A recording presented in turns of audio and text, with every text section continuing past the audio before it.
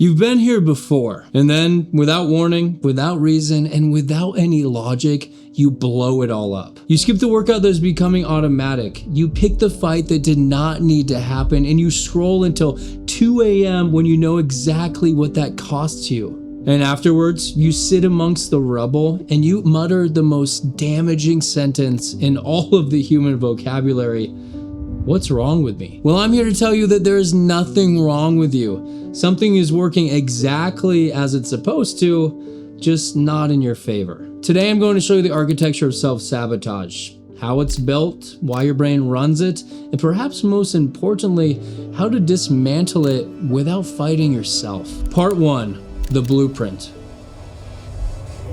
Self-sabotage feels chaotic, random, like your brain throws a grenade into your progress for absolutely no reason. But it's not random at all. It follows a very clear blueprint, one that was drafted long before you had any say. And here's the core mechanism. Your brain is not designed to keep you happy, content, or fulfilled. It's designed for one specific thing: to keep you alive. And the way that it keeps you alive is by maintaining what is familiar, because familiarity equals survival. Remember this, your nervous system has an internal thermostat, and just like a thermostat inside of your home, it fights to maintain the set point. And when you start improving, and I mean genuinely improving, you begin to drift from that set point. Your identity starts shifting, your routines begin to feel foreign, and discipline starts to feel unnatural. And your brain starts interpreting unfamiliar the same way that it interprets unsafe. It's at this point that the self-sabotage kicks in, and it's not because you're weak, but it's because your survival hardware is doing its job. It's pulling you back to the temperature that it knows how to regulate. And this is the exact reason why self-sabotage tends to spike when everything is going well. Don't look at it as a punishment. Rather, look at it as a thermostat regulation. So if you've ever wondered why you start to ruin things as soon as they're working the way that you want them to, well, now you know why. So now the question becomes, how can you update your thermostat? Part 2, the 3 patterns.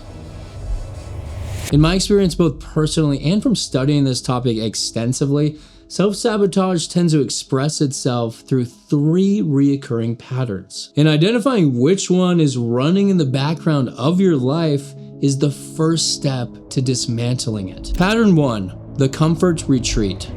This is perhaps the most common one. You start making progress and then suddenly you retreat back to old behaviors, and it's not because they're rewarding. Rather, it's because they're familiar. And I know this one intimately. I used to go through stretches of incredible productivity, waking up early, exercising, reading, journaling. And then, almost on cue, I'd find myself at night mindlessly scrolling, eating junk food, and staying up entirely too late when I know that I shouldn't be. And this used to devastate me. I used to think that my progress was fake. But it wasn't. It was just my thermostat recalibrating. That unfamiliar excellence triggered the retreat. The tell. You return to old behaviors not because you enjoy them, but because they feel safe. There's a difference between genuine desire and nervous system regulation. The comfort retreat is almost always the latter. Pattern 2, the preemptive strike.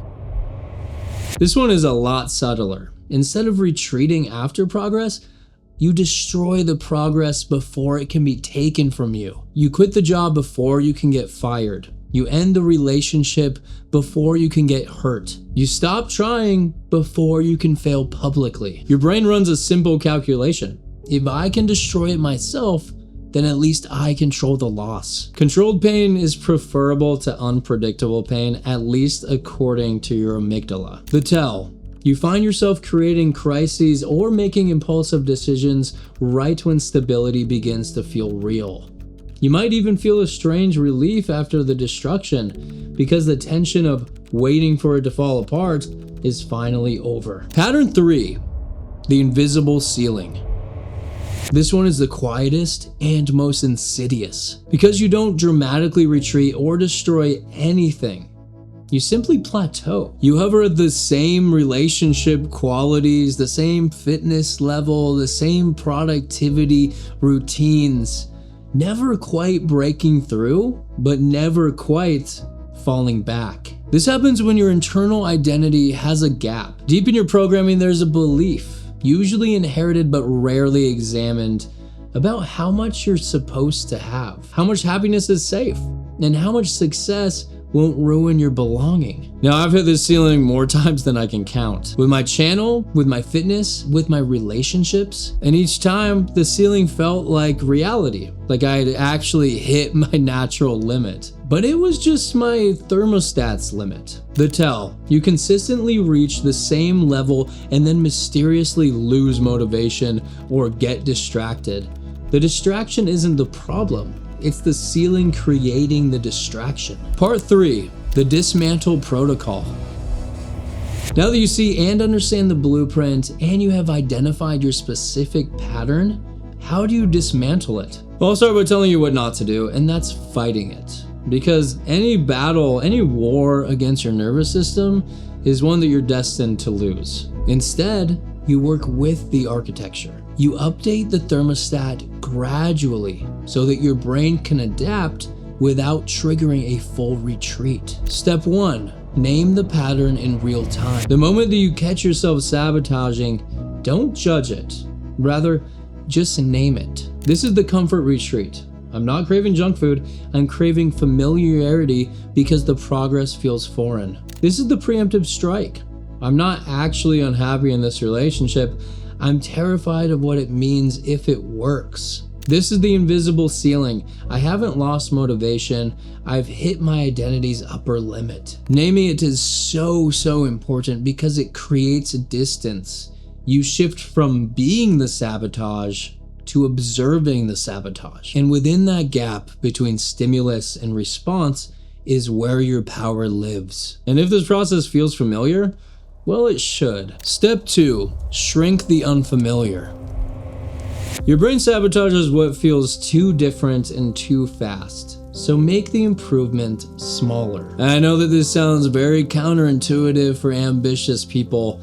We crave the 5 a.m. wake up time, the 2-hour work block routine, the structured training program, but your thermostat simply cannot handle a 20-degree shift overnight. Instead, just adjust it by 1 degree. Just wake up 15 minutes earlier, write 1 page in a journal, and just read for 10 minutes instead of a full hour. Keep in mind that the goal here is not the outcome. It's convincing your nervous system that this temperature is survivable. And once it accepts the new setting, then you adjust it again and again and again. This is how lasting change actually works. It's not a heroic leap. It's a bunch of small, almost imperceivable shifts over time that result in a dramatically different life. Step 3, build evidence against the old story. Your thermostat is calibrated by your self-image. It's the story that your brain tells you about who you are, what you deserve, and what's possible for you. And to update the thermostat, you need to update the story. And you update the story with evidence. Now, this is where I would like to try something more practical. At the end of every day, or the beginning, whatever works for your schedule, write down one thing that contradicts your old identity. If your old story is, I'm not consistent, for example, then be consistent for that day, and then at the end of it, write down how you were consistent, how it contradicts that old story. Now, I know that these entries probably seem small, almost trivially small, but after weeks and months, they'll accumulate into a body of proof that your brain simply cannot ignore. And then your self-image will begin to shift naturally, and it won't be because you forced it through affirmations. It'll be because the data changed. Now, I want to be honest with you. This isn't going to be a quick process. Your thermostat was calibrated over years, even decades of experience, repetition, and conditioning. So of course, recalibrating it is going to take a little bit of time. But here's what I've learned. The speed does not matter. What matters is that you start interpreting the self-sabotage not as evidence that you're broken, rather as evidence that you are changing. Because self-sabotage does not happen to people who are simply standing still. It happens to people who are moving, people who are threatening the status quo, of their identities. Section 4, the AI mirror exercise. If you'd like to go deeper, here's an exercise that I have been using personally. And it only takes about 5 minutes and it'll reveal patterns that you may be too close to see. Open the AI chatbot of your choice, Claude, ChatGPT, whatever you prefer, and paste in the following prompt. I want to understand my self-sabotage patterns. Here's some context about my life.